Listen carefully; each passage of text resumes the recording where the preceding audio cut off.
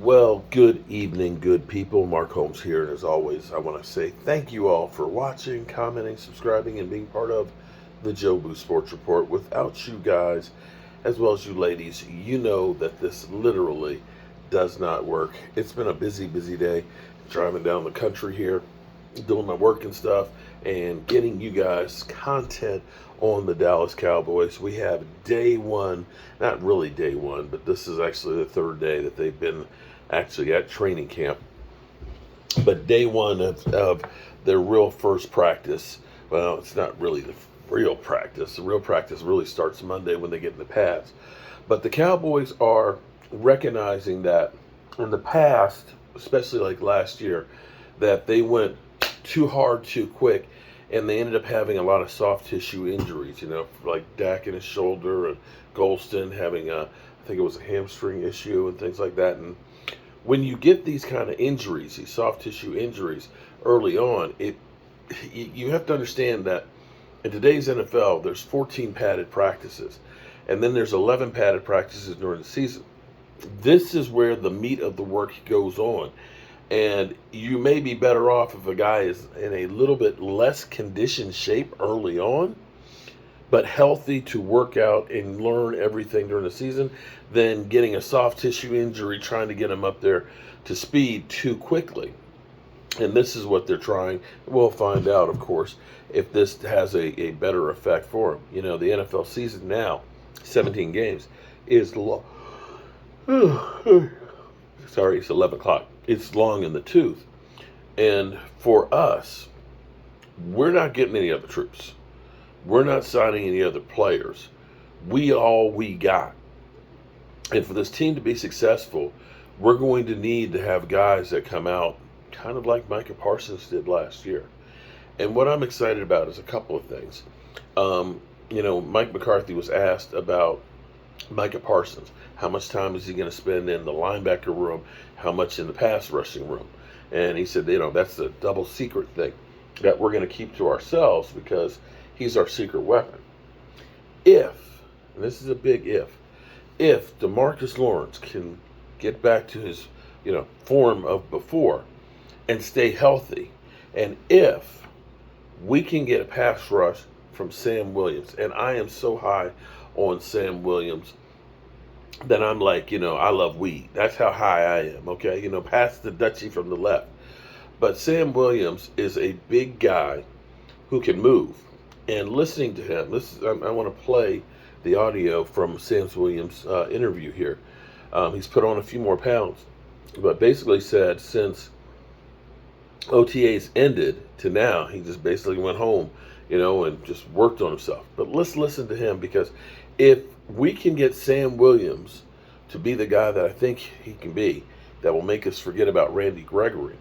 If he can get pressure on that side and D-Law on the other side, oh my God, the things that you'll be able to do with Micah Parsons. Oh my God, they could wreak havoc. Dudes, that would be a scary thing. But let's listen to Sam Williams here.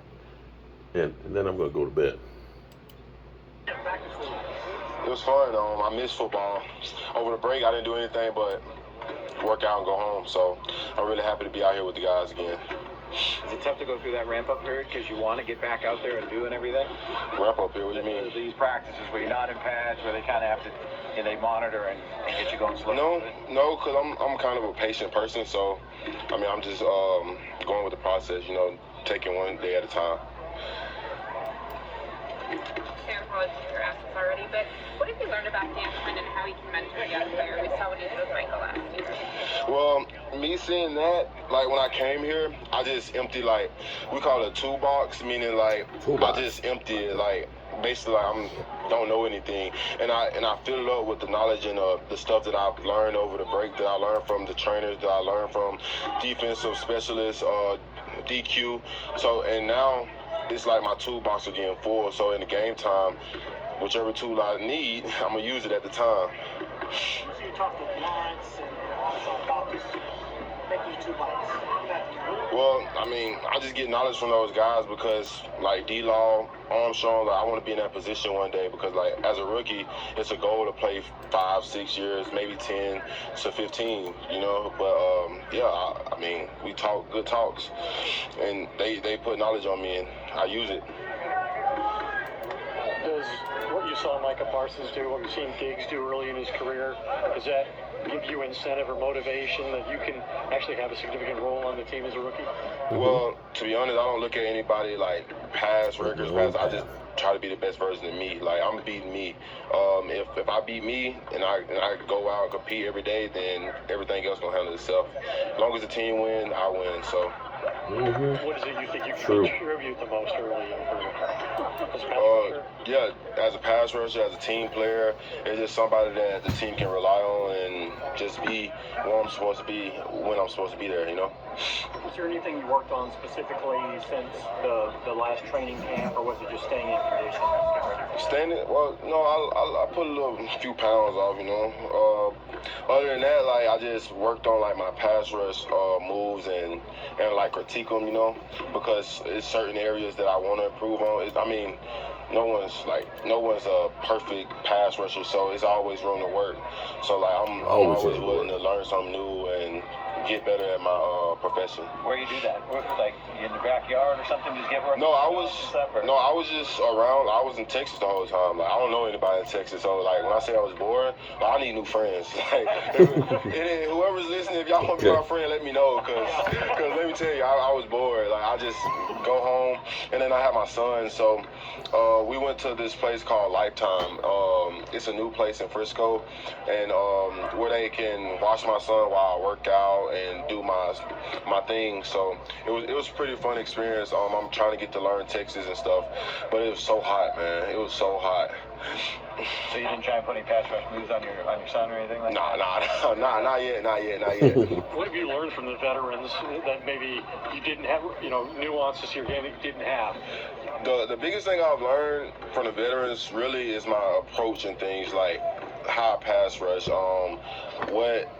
How do I get into a move? Like, so many people just say, okay, like, they think, like, I used to think, I'm gonna do this move, but it's like, how can you set up this move? So, especially with D-Law and Micah, like, I asked them, like, how do you do that kind of stuff? Because I seen Micah do some crazy stuff, and I'm like, how do you do that? And he tell me, and I try to work it.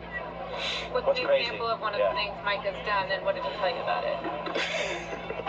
Like, I remember my first day, he was just going around, like, he went around an O-lineman, and then he just stopped, and the O-lineman kept going, and he just, like, Michael just walked to the quarterback. I was like, how did you do that?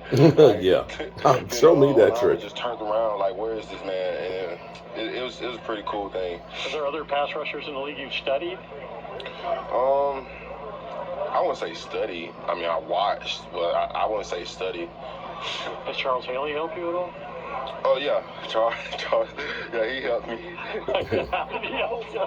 Charles. You can't say Charles. No, Charles is a funny guy, man. He's very knowledgeable.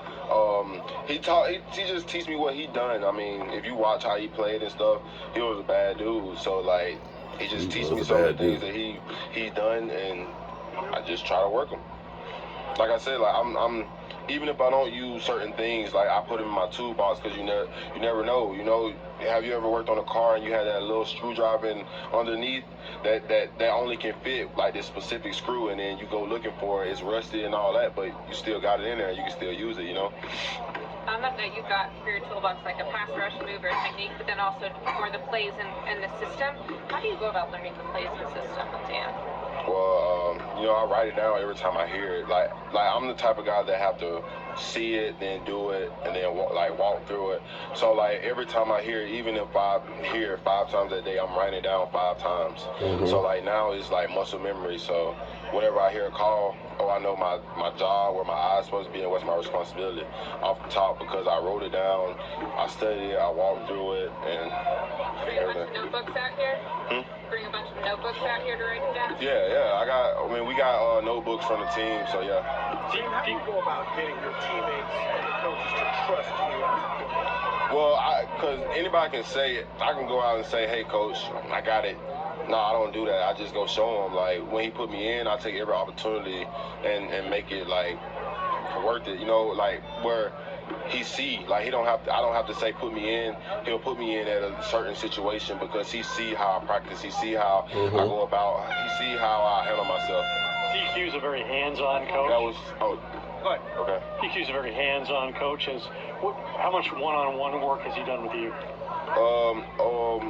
We did work during OTAs, but like we just got back today, so I mean this is our first day back, so I don't think he really had time to just one-on-one with me, you know. Thank you. Thank you guys. All right, that is our latest Dallas Cowboys edge rusher, Sam Williams, a guy who's running the offensive line a 4.46. Now that was before he put on some weight, but he is looking for a friend in Dallas because he just basically works out and go home. I'm okay with that. I am actually ecstatic about that. As a football player, here's the thing: you got such a short time period to be the best football player you can be. If I had any recommendations, it's like focusing on football and being the best player you can, and then when you're done, go out and then enjoy it. You don't have to worry about, getting in trouble or messing up your career and things like that. But honestly, if he is anywhere near as good as his capabilities, and if he stays humble, if he continues to work, continues to be that sponge soaking up all of that knowledge that Dan Quinn and Charles Haley's and DeMarcus Lawrence and things like that, and that are there. There's a wealth of knowledge there. He puts that in there with his own little take. Guys, we could be in great shape, and we'll be saying, Von Miller, who? Just saying. So I appreciate everybody being here. Tomorrow is Thirsty Thursday, another day that the Dallas Cowboys will be on the practice field, and we'll be talking about it. I'm Mark Holmes, and I hope you are having a great night. Peace.